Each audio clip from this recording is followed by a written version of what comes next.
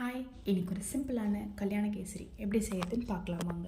ஒரு பாத்திரத்தில் 4 கப்பு தண்ணி ஆட் பண்ணி கொதிக்க வச்சு எடுத்துக்கோங்க.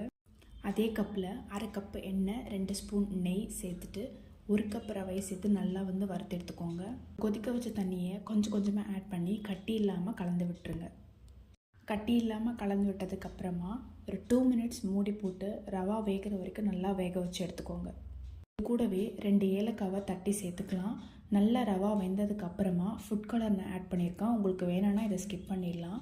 1 கப் ரவாவுக்கு 1.5 கப் சர்க்கரை சேர்த்து நல்லா கலந்து விட்டுக்கோங்க.